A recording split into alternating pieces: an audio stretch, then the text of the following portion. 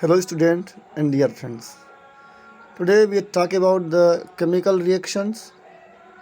आज हम chemical reactions के बारे में शुरुआती समझ बनाने का प्रयास करेंगे। तो आइए चलते हैं हम स्लाइड में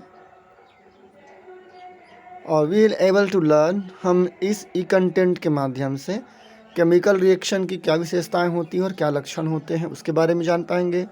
साथ ही कुछ केमिकल रिएक्शंस जैसे combination, decomposition, displacement, precipitation, neutralisation, oxidation, reduction, इन रासायनिक अभिक्रियाओं की शुरुआती समझ बनाने में हम सक्षम हो पाएंगे। साथ भी यह देखेंगे कि इन रासायनिक अभिक्रियाओं का हमारे दैनिक जीवन में क्या इस्तेमाल है। आइए नेक्स्ट स्लाइड से चलते हैं। अभी आपको यहाँ कुछ स्लाइड्स में कुछ पिक्चर्स दिखाई देंगे। रासायनिक अभिक्रिया के लक्षण। जब रासायनिक अभिक्रिया होती है तो उस दौरान या तो पदार्थ के रंग में परिवर्तन और साथ में ही नया रंग बनता है, या तो गैस निकलती है, या तो उसकी अवस्था चेंज होती है, या तो उसके तापमान में भी परिवर्तन होते हैं। पर साथ में इन भौतिक परिवर्तनों के अलावा एक नए पदार्थ भी बनते हैं। तो ये रासायनिक अभिक्रिया के लक्षण हो गए। अब देखते हैं अभिक्रिया के प्रकार। हमने इसके पहले वीडियो में हमने प्रकार देखा हुआ था। संयोजन, वियोजन, विस्थापन रासायनिक अभिक्रिया। संयोजन में दो या दो से अधिक पदार्थ आपस में मिलकर एक नया पदार्थ बनाते हैं, जैसे कार्बन और ऑक्सीजन मिलकर के कार्बन डाइऑक्साइड बनाते हैं। ठीक इस तरह से वियोजन संयोजन का ठीक उल्टा होता है। इसमें एक पदार्थ या यौगिक रासायनिक अभिक्रिया के द्वारा दो या दो से अधिक नए पदार्थ बनाते हैं, उसको हम वियोजन कहते हैं। और तीसरा है विस्थापन अभिक्रिया। आइए नेक्स्ट चलते हैं। रासायनिक अभिक्रिया कुल प्रकार कितने हैं? हम यहाँ अभी 6 प्रकार के बारे में अध्ययन करेंगे। संयोजन, वियोजन, विस्थापन, अवक्षेपण, उदासीनीकरण और ऑक्सीकरण अपचयन। संयोजन की रासायनिक अभिक्रिया आपको हम एनिमेशन के माध्यम से भी दिखाएंगे।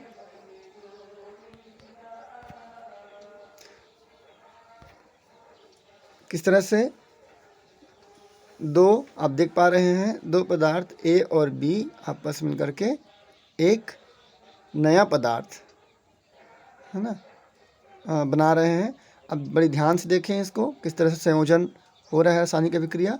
और ठीक इस तरह से हम अब वियोजन की बात करते हैं। यहाँ ठीक उल्टा होगा। एक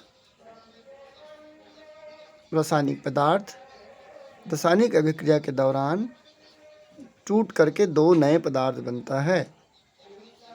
यहाँ आप देख पा रहे होंगे कैल्शियम कार्बोनेट रासायनिक अभिक्रिया के द्वारा कैल्शियम ऑक्साइड और कार्बन डाइऑक्साइड बनाता है। यह वियोजन रासायनिक अभिक्रिया का उदाहरण है। आइए हम तीसरा चलते हैं। विस्थापन रासायनिक अभिक्रिया में क्या होता है? कोई एक अधिक सक्रिय पदार्थ या तत्व अपने से कम सक्रिय पदार्थ या तत्व को विस्थापित कर देता है और उसका स्थान वो स्वयं ले लेता है। यहाँ देख रहे हैं हम लोग, जो आयरन है वो कॉपर को विस्थापित करके स्वयं सल्फेट के स्थान पर जा बैठता है और इस तरह से फेरस सल्फेट का निर्माण होता है। अवक्षेपण की अभिक्रिया हम देख पा रहे हैं स्लाइड में। अवक्षेपण ऐसी रासायनिक अभिक्रिया है जिसमें बनने वाले नए पदार्थ अघुलनशील होता है, ठोस के रूप में विलयन के नीचे बैठ जाता है। इसको अवक्षेपण की रासायनिक अभिक्रिया कहते हैं। हम घरों पे कर सकते हैं इसको। चूने के पानी में जब हम स्ट्रॉ के माध्यम से फूंकते हैं तो चूने का पानी उधिया हो जाता है और नीचे में सफ़ेद रंग का ठोस अविलेय अवक्षेप प्राप्त होता है। ये दैनिक जीवन में अवक्षेपण के कुछ उपयोग है कि किस तरह से हम अवक्षेपण का इस्तेमाल करते हैं।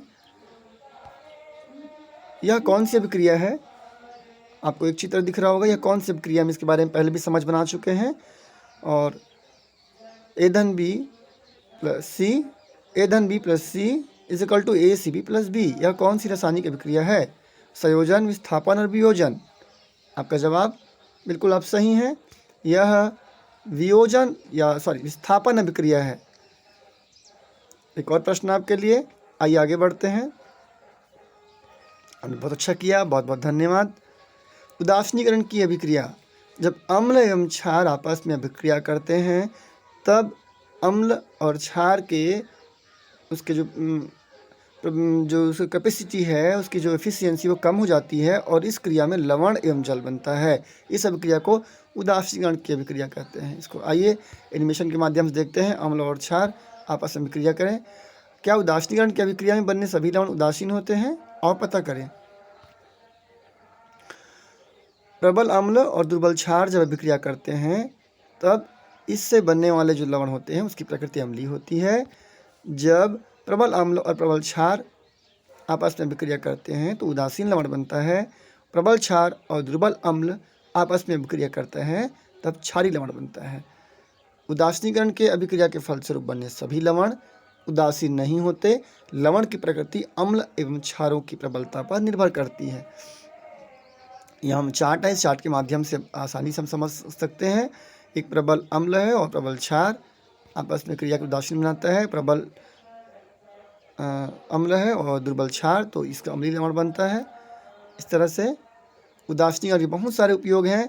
साथियों, हम जानते हैं कि हम जब टूथपेस्ट करते हैं तो टूथपेस्ट क्यों करते हैं? टूथपेस्ट की प्रकृति क्षारीय होती है और मुंह में जो रात भर हम सोए रहते हैं तो बैक्टीरिया के इन्फेक्शन से, बैक्टीरिया के प्रभाव से हमारे मुंह में अम्लीय प्रकृति हो जाता है, मुंह अम्लीय प्रकृति हो जाता है, जिससे हमारी दांतें खराब हो सकती है।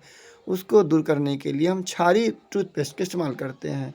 साथ ही जब हम ततैया काट लेता है तब हम उसमें खाने का सोडा लगाते हैं। उसकी जो काटने का डंक है उसकी असर कम हो जाता है, क्योंकि डंक अम्लीय होता है और खाने का सोडा क्षारीय। आपस में उदासीनीकरण की अभिक्रिया के द्वारा उसका असर समाप्त हो जाता है। ऑक्सीजन अपचयन अभिक्रिया, दोनों में अंतर हम देख सकते हैं। इस तरह से दोनों में अंतर है। ऑक्सीजन अपचयन में बस कुछ चार्ट है, इसमें बहुत सामान्य सा कि कैसे हम कर सकते हैं। अब बहुत बहुत आपका धन्यवाद। आप साथ में बने रहे और हमने अपने वीडियो अगले वीडियो पर हम और भी ऐसे ही कुछ मज़ेदार और केमिस्ट्री से जुड़ा वीडियो लेकर के आएंगे। बहुत बहुत धन्यवाद साथियों।